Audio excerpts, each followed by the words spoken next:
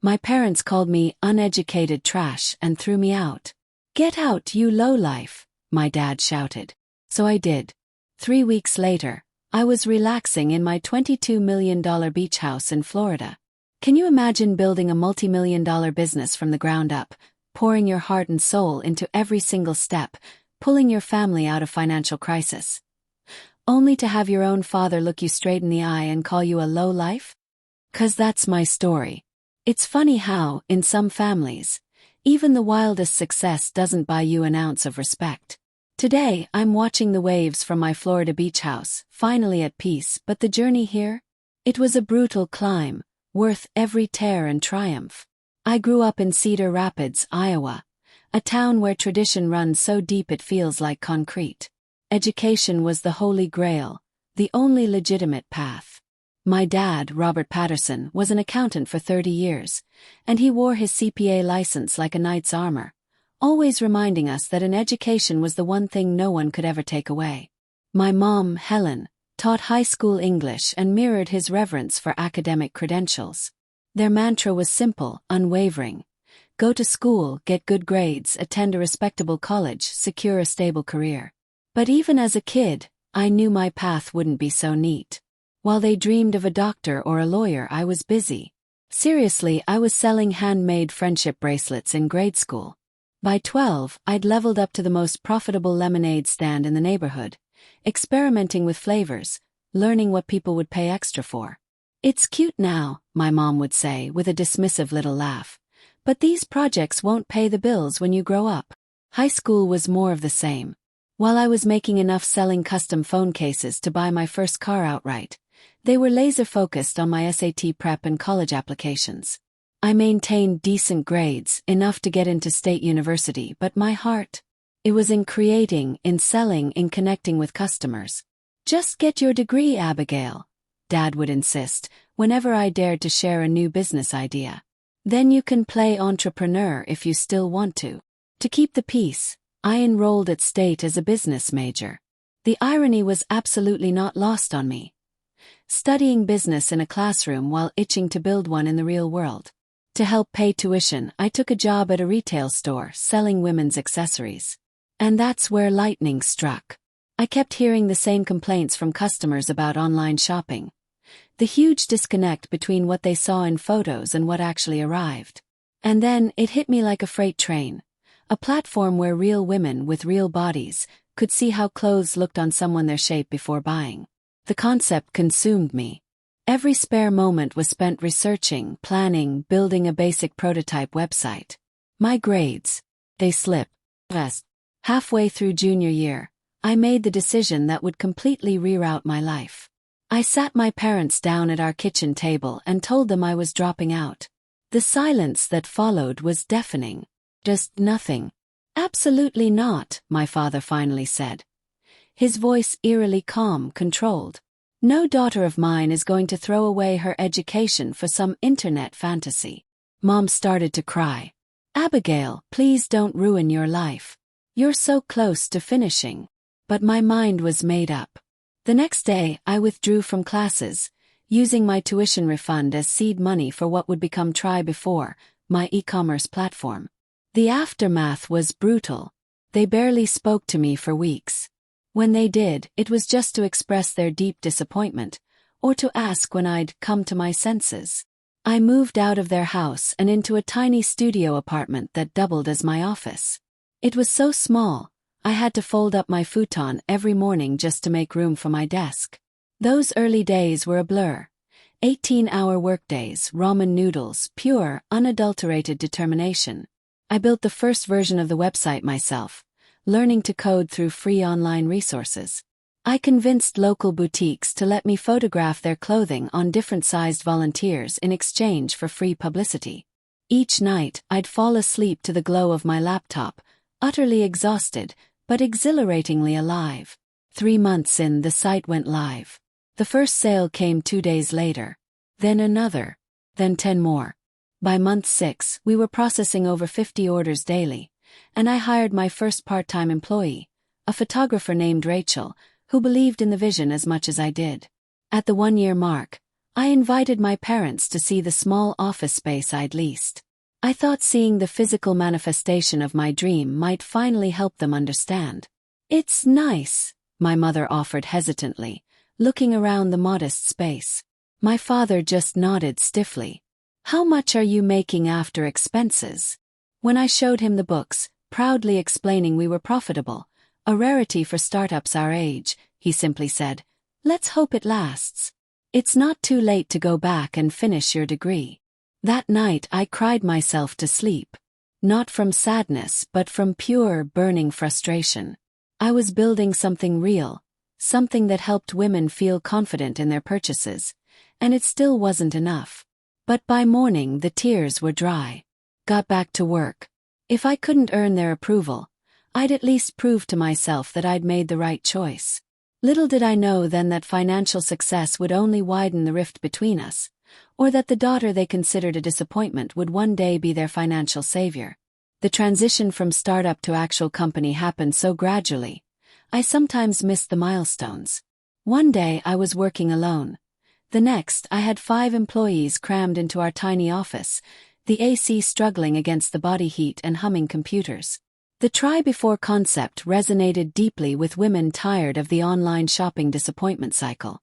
Our platform allowed users to upload their measurements and see clothes modeled by women with similar body types. We refused professional models, instead featuring actual customers who received store credit. 18 months after launch, we hit a roadblock. Our server kept crashing from increased traffic, and we desperately needed capital to scale. After 67 rejections from investors, many suggesting I find a technical co-founder, aka a man who knows computers, I finally found a believer in Janet Kingsley, a female angel investor who had built and sold 2 tech companies. "You've created something I wish existed when I was younger," she told me after our pitch. "And you've done it without burning through mountains of cash. That's rare." Her investment of $500,000 for a 15% stake valued Try Before at just over $3 million. A number that felt surreal to me. I celebrated by upgrading from ramen to actual groceries and finally paying myself a modest salary. With Janet's guidance and capital, we rebuilt the platform, adding features users had been requesting. Virtual try-on technology, size comparison across brands, a community section for styling advice. Our team expanded to 20 people, requiring a move to a proper office with conference rooms and a kitchen.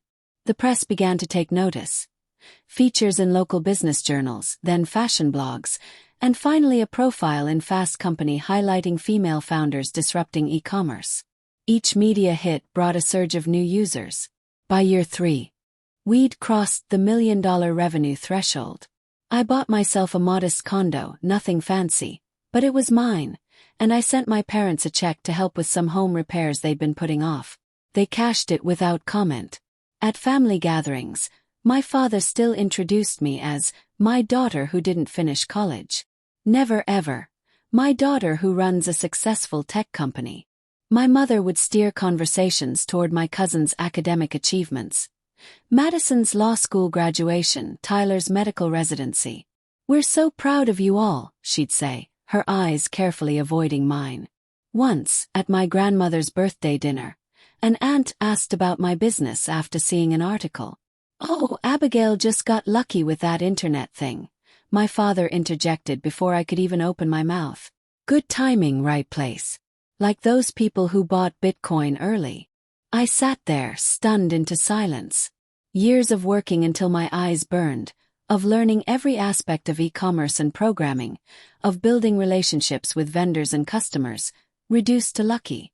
That night, I added a sticky note to my bathroom mirror. "Your worth isn't determined by their recognition." By year 5, Try Before had grown to over 100 employees. We'd expanded internationally, with dedicated sites for Canadian, UK, and Australian markets. Our revenue hit $8 million annually, with healthy profit margins that would make most tech startups envious. Industry recognition poured in. I was named to Forbes 30 Under 30 list for retail innovation. We won a Webby Award for Best Shopping Experience. CNBC featured me in a special on self-made entrepreneurs. I sent my parents links to every article, every award announcement, every television appearance. Sometimes they'd respond with a brief nice, or congratulations. Most times silence.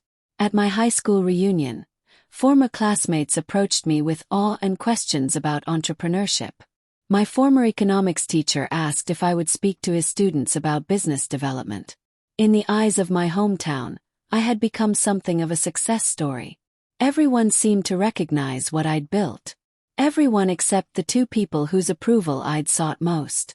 By the 6-year mark, Tribeforce valuation had climbed to $15 million. We'd moved into a premium office space in downtown Cedar Rapids, complete with the exposed brick walls and open floor plan that had once seemed like an impossible dream. My team had grown to include brilliant minds from across the country, many who relocated specifically to work with us. I bought a house, nothing extravagant by wealthy standards, but certainly nice, in a lakeside community 20 minutes from my parents. I thought perhaps physical proximity might bridge the emotional distance. Didn't. Must be nice to afford all this without student loans, my father remarked during his one and only visit, gesturing around my living room with its view of the water. The comment stung, but I'd grown accustomed to the tiny barbs. What I couldn't have anticipated was how soon I'd move from disappointment to financial lifeline in my parents' eyes, or how little that transition would change how they saw me. The call came on a Tuesday afternoon. I was in the middle of a strategy meeting when my assistant mouthed, "Your mother," and handed me the phone. Mom never called during work hours. "Dad's been let go," she said without preamble, her voice tight with anxiety. Budget cuts. After 30 years, at 58, my father was suddenly unemployed. The accounting firm he'd devoted his career to had been acquired by a larger company, and they were streamlining operations. His position was deemed redundant. "What can I do?" asked immediately. The silence on the other end spoke volumes, pride warring with necessity. "We'll be fine," she finally said. "I just thought you should know." But they weren't fine. Within 2 months, their savings had dwindled. My father struggled to find new employment. Too experienced, too expensive for entry-level positions, too specialized for lateral moves. Meanwhile, my mother began experiencing severe migraines that eventually led to a diagnosis requiring specialized treatment their insurance only partially covered. I didn't wait for them to ask. I simply took action.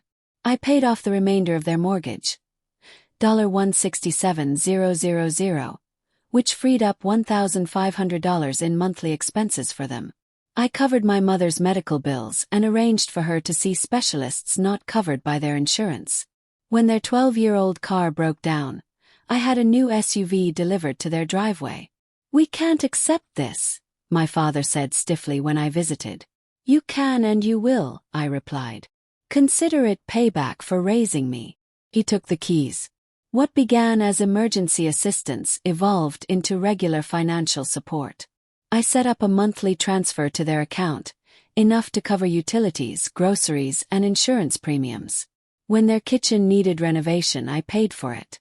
When the roof began leaking, I replaced it. During this same period, my younger brother Mark was accepted to an expensive private college. Without discussion, I covered his tuition, room, and board. For my sister Emma's wedding, I wrote a check that gave her the celebration our parents could no longer afford. The money flowed one way, from my bank account to my family's needs. The acknowledgement of what this represented, however, never followed the same path. "The business must be doing well," my mother would comment when depositing my checks, as if the funds appeared by magic rather than through my continued hard work. "God provides," my father would say at family dinners I paid for, somehow missing that in this equation, I was the instrument of provision. At one holiday gathering, I overheard him telling relatives, "It's just temporary until I'm back on my feet. Abigail's doing fine right now with her internet shop." Internet shop. A $15 million company with international reach reduced to a hobby. My sister Emma noticed my expression and squeezed my hand under the table. "They just don't understand what you've built," she whispered. "But I do. It's amazing, Abby." That small acknowledgement meant more than she could know. As Try Before continued to grow, so did my family's financial dependence on me. Dad eventually found part-time consulting work, but it paid a fraction of his former salary. Mom's health issues prevented her return to full-time teaching. I became the unofficial family bank, the source of emergency funds, home repairs, car payments, vacation money. Yet, in family conversations, my business remained that website thing or Abigail's project. My parents accepted my money while simultaneously dismissing its source. The cognitive dissonance was stunning. At one Sunday dinner, after my father spent 20 minutes lamenting how kids today don't understand the value of education, I finally broached the subject. Dad, do you realize that my company now employs over 150 people? That we're projecting $12 million in revenue this year? He looked up from his pot roast, which yes I had paid for, and smiled condescendingly. That's nice, honey. But these internet businesses come and go. What happens when it all disappears? At least your brother will have his engineering degree to fall back on. I pushed my plate away. Appetite gone. I've been running this internet business for 7 years now. It's not disappearing. Don't get defensive, my mother interjected. We're just concerned about your future. The irony was almost laughable. They were concerned about my future while living on my present success. I began to realize a painful truth. The financial support I provided wasn't bringing us closer. If anything, it was creating a strange dynamic where my achievements had to be minimized so that their worldview could remain intact. Acknowledging that my path had led to greater financial success than theirs would require rethinking core beliefs they weren't prepared to question. And so we maintained this strange dance. I continued supporting them financially while they continued treating me like a lucky child playing at business. The arrangement took center stage again on Thanksgiving. I was footing the bill for the heritage turkey, premium wines, and all the trimmings. I'd even paid for the recent dining room renovation that showcased my mother's antique china and crystal. The house smelled of sage and butter as relatives filtered in. Aunts, uncles, cousins, my siblings, their partners. I'd arrived early to help with preparations, eager for a rare day away from the office. Try Before was in the middle of our busiest season, with Black Friday and holiday shopping approaching, but family came first. I was in the kitchen, transferring rolls to a basket, when I overheard my father's voice from the living room. He was speaking to my Uncle Philip, not realizing how sound carried through the heating vent. Sure, Abigail's little company is doing fine now, he was saying, but she was just lucky with her timing. She wouldn't amount to much if her business failed. No education to fall back on, you know. My hands froze mid-task. The casual cruelty of his assessment, delivered so matter-of-factly, made my stomach clench. Seems pretty successful to me, Uncle Philip replied. Didn't she win some big award recently? Anyone can win awards these days, Dad responded dismissively. But what has she really accomplished? No degree, no real credentials. Just got lucky with the website. I set down the basket before I could drop it, my hands trembling slightly. 7 years of 18-hour days. 7 years of solving problems, making payroll, creating opportunities for others. 7 years of supporting the very man who was dismissing everything I'd built. From the adjacent dining room, I heard my mother's voice joining the conversation. We do worry about Abigail's future stability. The internet is so unpredictable, not like Jessica. And Linda chimed in, referencing my cousin who had recently completed medical school. You must be so proud of her accomplishment. Oh, we are, Mom agreed warmly. A doctor in the family. Now that's something. Something unlike whatever it was I had created. I moved mechanically through dinner preparations, a strange numbness spreading through me. When we finally sat down to eat, I found myself observing my family as if from a distance. These people who had known me my entire life, yet somehow couldn't see me at all. Midway through the meal, during a lull in conversation, I decided to share some news I'd been saving. I have an announcement, I said, setting down my fork. Try Before won the National Retail Innovation Award last week, and I've received an acquisition offer for $22 million. A moment of stunned silence followed. $22 million. My brother Mark finally asked, eyes wide. He nodded. I haven't decided whether to accept yet, but yes, that's the offer. The table erupted in excited questions and exclamations from everyone except my parents. My father continued eating as if I'd mentioned nothing more significant than a change in weather. My mother offered a tight smile that didn't reach her eyes. What would you even do with that kind of money? Dad finally asked, his tone suggesting I couldn't possibly have a sensible answer. Well, for starters, I've been considering expanding into a new market segment, I began. And perhaps anyone could get lucky like that, he interrupted, setting down his knife with precision. What will you do when it all disappears? You're still uneducated. The table fell silent. Even the clink of silverware stopped. Robert, my Aunt Linda murmured, clearly uncomfortable, but he wasn't finished. It's true. Jessica has built something real with her medical degree. That's a future. This internet money, it's just temporary. I stared at him, something breaking loose inside me after years of careful restraint. Temporary, Dad. I've been running this company for 7 years. I employ over 150 people. I've changed how women shop online. Don't get defensive, my mother interjected, playing her usual role as peacekeeper. Your cousin Jessica is a doctor now. That's forever. The comparison was the final straw. Jessica is brilliant, and I'm happy for her, I said carefully. But why can't you be happy for me too? Why isn't what I've built good enough? Because it's not real, my father snapped. It's just internet nonsense that could vanish tomorrow. Not real. I felt a strange calm settling over me as years of suppressed frustration crystallized into clarity. Is the mortgage I paid off for you not real? Are Mom's medical bills I covered not real? Is Mark's college tuition not real? Is this renovation not real? My father's face flushed dark red. How dare you throw that in our faces? We never asked for your handouts. They weren't handouts, Dad. They were support from a daughter who loves her family, despite never feeling good enough for them. We never said you weren't good enough, my mother protested weakly. You didn't have to say it. You showed it every time you dismissed my business as luck. Every time you called it temporary or questioned its legitimacy. My father pushed back from the table, standing so abruptly his chair nearly toppled. I will not be spoken to this way in my own home. The home I paid off, I said quietly. His expression contorted with rage. Get out, he hissed. Get out, you lowlife.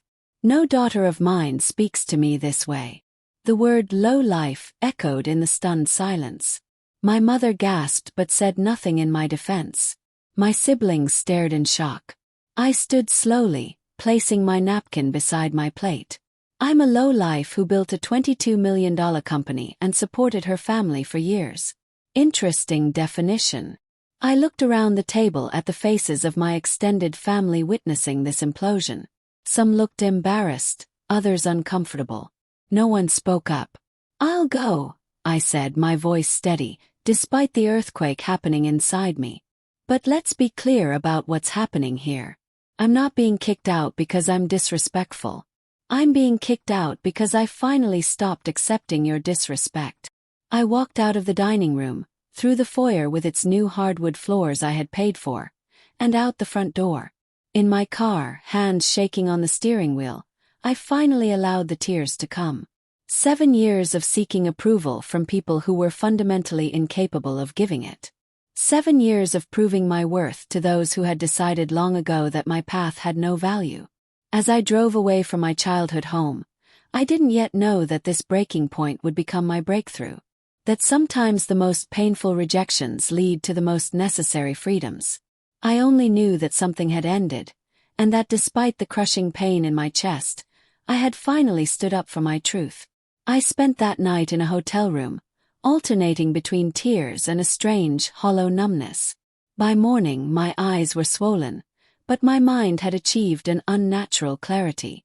I took a personal day, my first in months, and sat by the window watching snow fall on the hotel parking lot. My phone had exploded with messages. From my sister Emma. Dad was way out of line. Are you okay? From my brother Mark. That was insane. Call me. Even from Aunt Linda. Your father should never have spoken to you that way. Conspicuously absent were any messages from my parents. Around noon I called my best friend Miranda, who had moved to Boston years earlier but remained my emotional anchor. He called you a low life, she repeated after I recounted the previous night's events. Abby, that's not just disrespectful, it's cruel. Maybe I shouldn't have brought up the money, I said, still somehow finding ways to blame myself. Stop it, Miranda said firmly. You stated facts. He's been taking your money while belittling your success for years. That's not love, Abby. That's exploitation. Her words hit me like a physical blow. Exploitation. Had I been allowing myself to be used? But they're my parents, I whispered. I'm supposed to help them. Help. Subject yourself to emotional abuse. No. Miranda's voice softened. Honey, would you let a friend or employee be treated the way your parents treat you? The question hung in the air. Of course I wouldn't. I'd built a company culture based on respect and recognition of achievement. I'd ended client relationships with companies that mistreated my team. Yet I'd accepted, even enabled, this dynamic with my own family. Over the next few days, I made several attempts at reconciliation. I called my parents home multiple times, leaving voicemails when they didn't pick up. I sent an email saying I was open to talking when they were ready. I even drove by the house once, losing courage before I could knock on the door. A week passed, and two. Their silence spoke volumes. Meanwhile, the acquisition offer deadline was approaching. The potential buyers, a larger retail platform looking to incorporate our technology, needed an answer. The $22 million figure represented years of work, risk, and vision. It would provide financial security I'd never imagined possible for someone who'd grown up in a middle-class Midwestern household. I scheduled a meeting with Dr. Cassandra Wright, a therapist I'd started seeing earlier that year to help manage the stress of running a growing company. Now, our session focused on something much more personal. Your parents have shown you exactly who they are and what they value, Dr. Wright said after listening to my story. The question is, can you accept that reality rather than continuing to hope for the parents you deserve but don't have? What about the acquisition? Yes. Part of me feels like if I take it, I'm giving up on proving myself to them. She leaned forward. Abigail, you've been trying to prove yourself for 7 years. At what point do you accept that the goalpost will keep moving? That night I made 2 decisions. I would accept the acquisition offer. And I would use this opportunity to create distance, both physical and emotional, from the toxic family dynamic I'd been enabling. The next morning I called Janet Kingsley, my initial investor and now board member. I'm accepting the offer, I told her. But I have one condition. I want to relocate the headquarters to Florida. Florida? She questioned. That's quite a change from Iowa. I need a fresh start, I said simply. Janet, who had become something of a mentor over the years, was silent for a moment. This is about your family, isn't it? I hadn't shared the details of Thanksgiving with her, but she was perceptive enough to have noticed the pattern over the years. Yes, I admitted. I can't keep trying to win approval that's never going to come. It's affecting my mental health and, honestly, my leadership. You don't need my permission, she said kindly. But for what it's worth, I think it's the right call. Both the acquisition and the move. The wheels were set in motion. The acquisition would be structured as an initial payment with a 3-year earn-out period where I'd continue leading the division. The buyers were amenable to the Florida relocation, as they had offices in Miami already. During this transition period, my siblings reached out separately. Emma came to my office one afternoon, eyes red from crying. I should have said something at Thanksgiving, she said. I'm so sorry, Abby. I hugged her tightly. It's not your responsibility to fight my battles. But you've been fighting for all of us, she countered. The tuition, my wedding, Mom's medical bills. You've carried this family, and they treat you like you're nothing. Mark's approach was different. He called to tell me Dad had reached out to him about help with some expenses. I told him to ask you, he said. He said he'd rather not. What happened? Are you cutting them off? The question caught me off guard. I hadn't actually made that decision consciously, but I realized I'd stopped the automatic transfers to their account after Thanksgiving. I'm taking a step back, I said carefully. They can't treat me like I'm worthless while simultaneously relying on my financial support. That's fair, Mark conceded. But Abby, they really do need help. The property taxes are due, and Mom needs some follow-up treatments. The old guilt surged up. I closed my eyes, the familiar weight settling on my shoulders. The part of me that still craved their approval wanted to immediately solve the problem, to be the good daughter despite everything. But Dr. Wright's words echoed in my mind. At what point do you accept that the goalpost will keep moving? I'll think about it, I told Mark. That night, I made a decision that felt both terrifying and liberating. I would no longer enable the toxic relationship with money. I drafted an email to my parents since they weren't taking my calls, explaining that while I loved them, I needed to establish healthy boundaries. I cannot continue to provide financial support to people who don't respect me or what I've built, I wrote. When you're ready to have a relationship based on mutual respect, I'll be here. Until then, I need to step back for my own well-being. I hit send before I could lose my nerve, then sat in the dark of my living room, crying for the relationship I'd hoped for but never had. 2 days later, the acquisition paperwork was finalized. The initial installment, $12 million after taxes, was deposited into my account. The remaining $10 million would come through the earn-out period if targets were met. I was officially a millionaire many times over, and I had never felt more alone. That weekend, I flew to Florida to begin house hunting. As the plane lifted above the gray Iowa winter sky, I felt something unexpected beneath the sadness, a glimmer of hope. Perhaps in leaving, I could finally find what I'd been searching for all along. Not their approval but my own peace. The beachfront property wasn't the largest or most expensive on the market, but something about it called to me immediately. 3 bedrooms, wraparound deck, floor-to-ceiling windows facing the Gulf of Mexico. It was nothing like the practical Midwestern homes I'd grown up in. It was vibrant, open, and unapologetically beautiful. It's perfect, I told the realtor after the walkthrough. I'll take it. The speed of the decision surprised even me.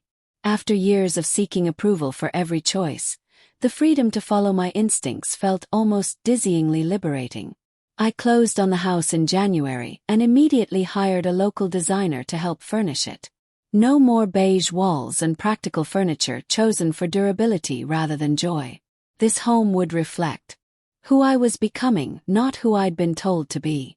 Bold colors in the living areas, I instructed the designer Lucia, and I want the main bedroom to feel like a sanctuary. She smiled, seeming to understand the subtext. Starting fresh, completely, I confirmed. While the house was being prepared, I focused on the business transition. The acquiring company had been true to their word about keeping our team intact, though some chose not to relocate to Florida. For those who did make the move, I arranged generous relocation packages and temporary housing. Our new offices in Tampa were modern and bright, with views of the bay and an energy that felt aligned with our next chapter. The parent company largely left us to operate independently, appreciating that our unique culture was part of what made Try Before successful. By March, I was settled in my new home and finding my rhythm in this unfamiliar but welcoming environment. The perpetual sunshine felt metaphorically appropriate, a literal brightness after years in the shadow of disapproval. I made conscious efforts to build a social circle. I joined a beachside yoga class, attended local business networking events, and even tried paddleboarding lessons, where I spent more time falling into the water than standing on the board. The instructor, a laid-back woman named Diane, became my first local friend. "You need to stop overthinking it," she advised during one particularly frustrating session. Your body knows what to do if your mind would just get out of the way. The comment struck me as applicable to more than just paddleboarding. As spring bloomed into summer, my new life took shape. I established a routine that prioritized balance, something I'd never allowed myself in Iowa. Mornings began with coffee on the deck, watching dolphins play in the distance. Workdays were productive but no longer all-consuming. Evenings often involved walks on the beach or dinners with new friends. I launched a mentorship program for young entrepreneurs without college degrees, remembering how isolating it had felt to forge that path alone. The Unconventional Founders Initiative paired seasoned business owners with promising talent who lacked traditional credentials but possessed drive and vision. Education comes in many forms, I told the cohort at our kickoff event. Some of the most valuable lessons can't be taught in classrooms. The program gave me a sense of purpose beyond the day-to-day business operations. It felt healing to create the support system I wished I'd had. Communication with my family had become sporadic.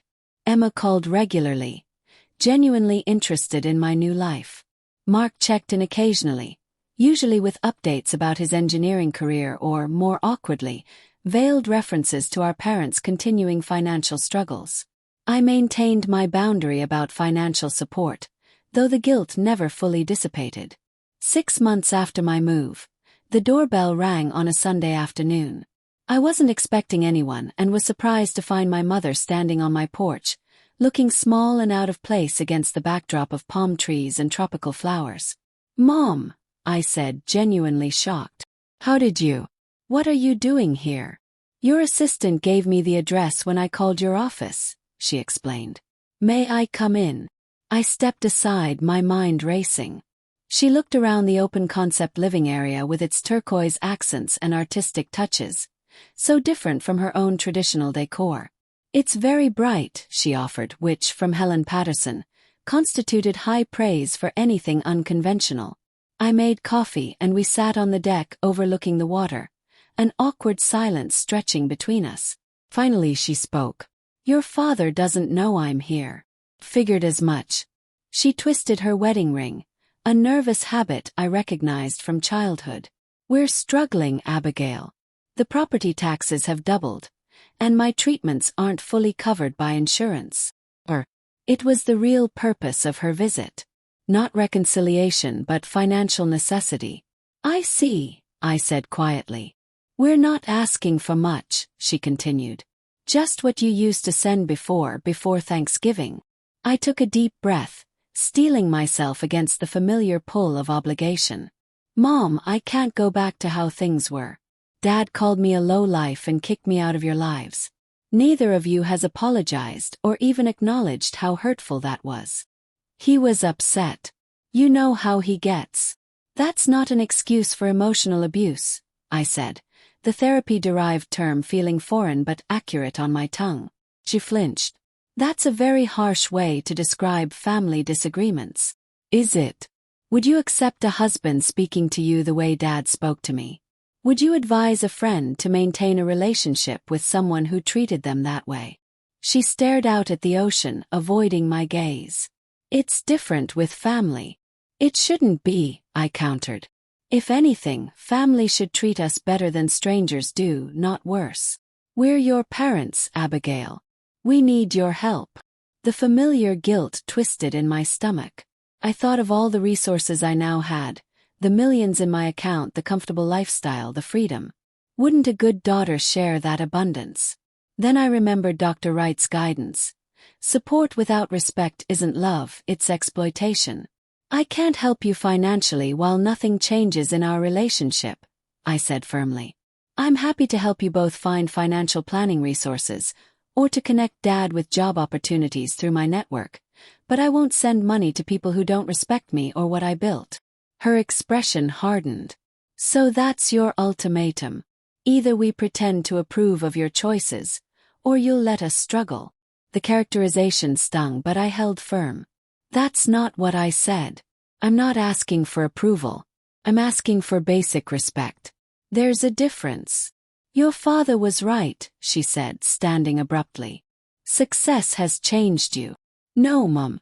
What's changed is that I finally recognize my own worth, with or without your validation." She gathered her purse, her movements stiff with disapproval. "Well, I guess we know where we stand. Either help us financially, or you're not part of this family." The words hit like a physical blow, but somehow I remained standing. "I'm already not part of the family in your eyes. I have been since the moment I chose my own path." She left without another word. I watched her rental car disappear down the palm-lined street, then sank onto the deck steps, letting the tears come. The finality of the moment wasn't lost on me. She had traveled over 1,000 miles not to heal our relationship, but to re-establish the financial arrangement that benefited them. That evening, I walked along the shoreline as the sun set, painting the sky in shades of orange and pink. The waves lapped gently at my feet, their rhythm somehow soothing the jagged edges of my pain. For the first time, I fully accepted that I might never have the parental relationship I'd longed for, and that continuing to chase it was preventing me from building the life I deserved. Sometimes the most difficult endings make the most necessary beginnings possible. As darkness fell over the gulf, I made peace with my choice. The family I was born into might never see my worth, but that didn't mean I couldn't create a chosen family who would. 1 year after moving to Florida, I stood on my deck watching a spectacular sunset, a glass of wine in hand, and a sense of calm I'd once thought impossible. The anniversary hadn't been planned as a moment of reflection, but as the fiery orange sun melted into the Gulf waters, I couldn't help but measure the distance I'd traveled. Not just geographically but emotionally. The acute pain of family rejection had gradually transformed into something else. A quiet wisdom that I carried like a smooth stone in my pocket, occasionally turning over to examine, but no longer sharp enough to draw blood. The business continued to thrive under the new ownership structure. Our user base had expanded by 30%, and the technology we'd pioneered was being implemented across the parent company's other platforms.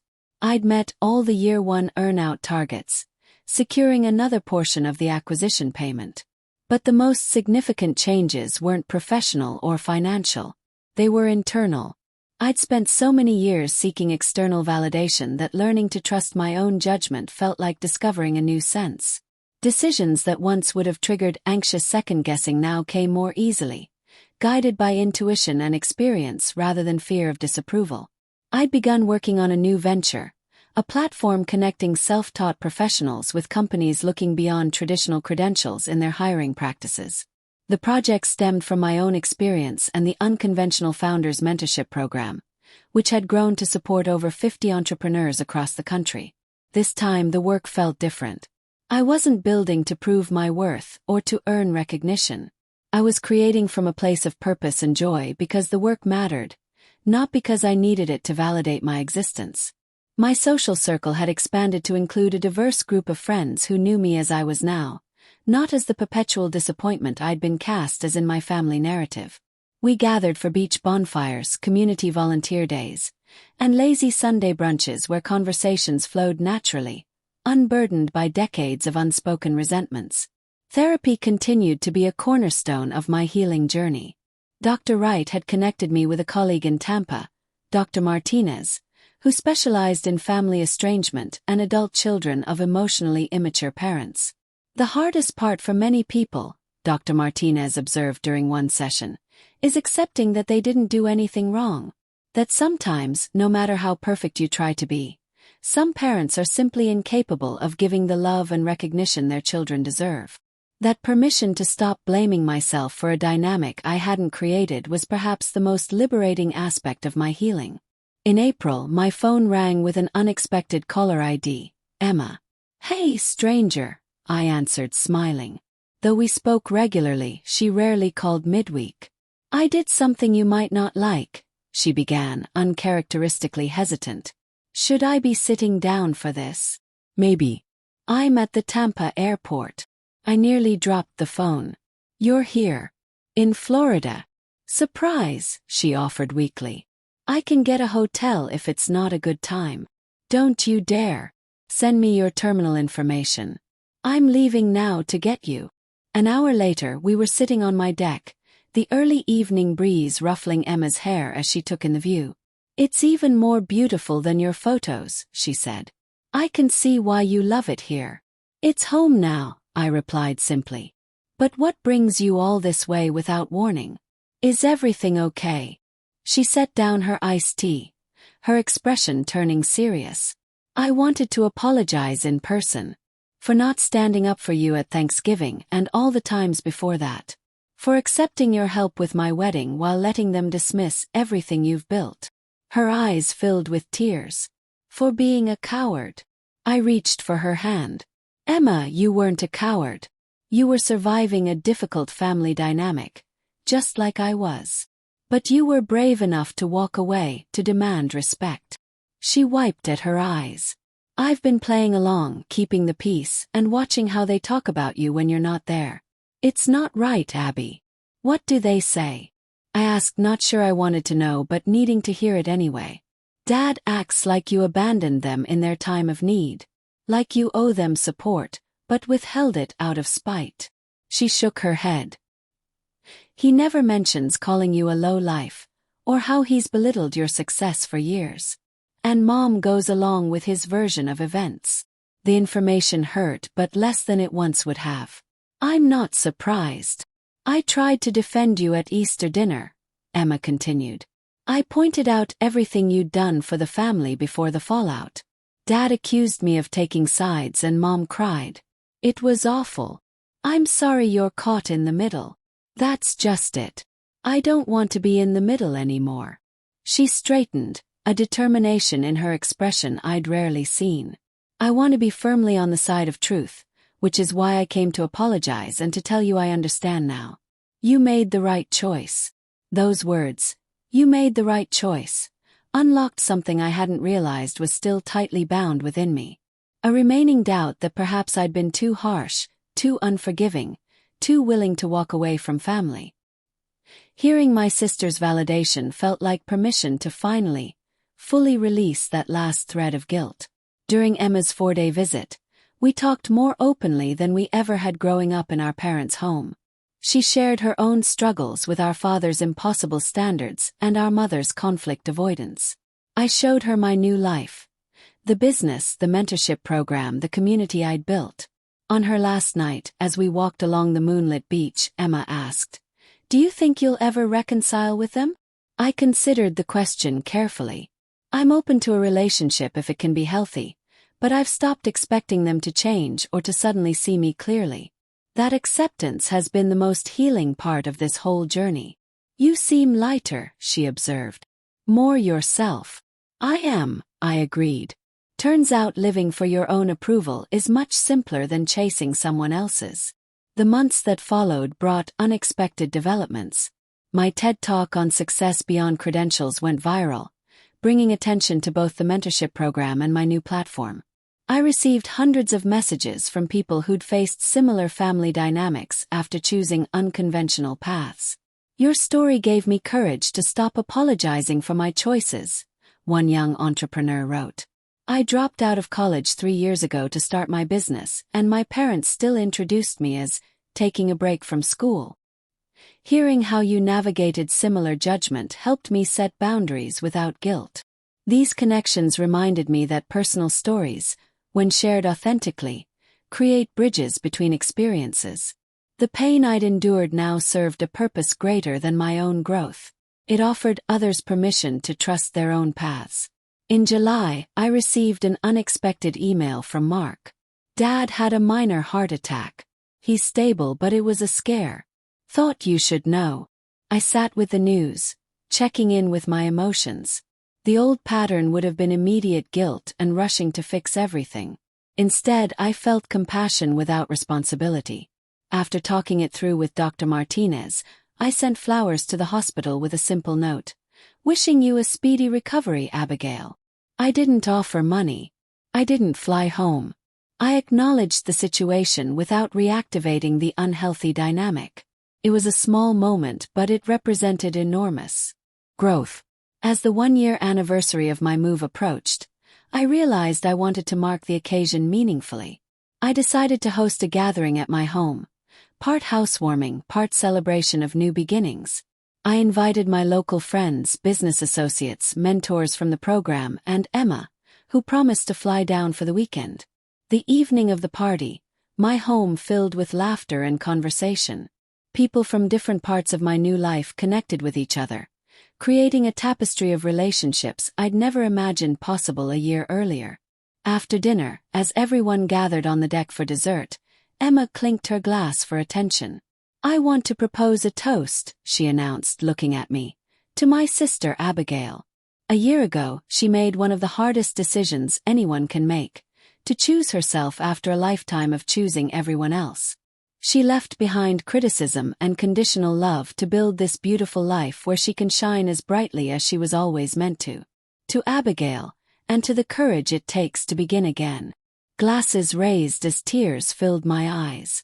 Looking around at these people who accepted me exactly as I was, who celebrated rather than diminished my achievements, I felt a profound sense of homecoming that had nothing to do with geography.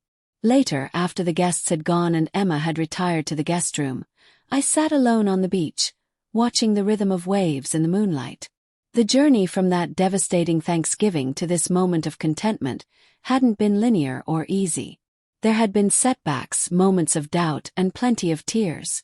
But sitting there, with sand between my toes and stars overhead, I knew with bone-deep certainty that I wouldn't trade this hard-won peace for any amount of conditional family approval. Sometimes the most painful rejections lead us exactly where we need to be.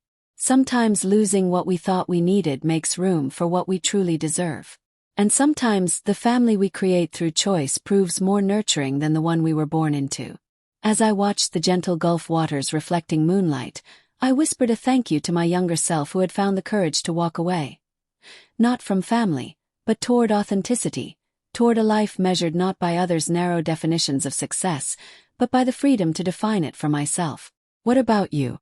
Have you ever had to choose between pleasing others and honoring yourself? Have you found the courage to walk away from relationships that diminished rather than celebrated you?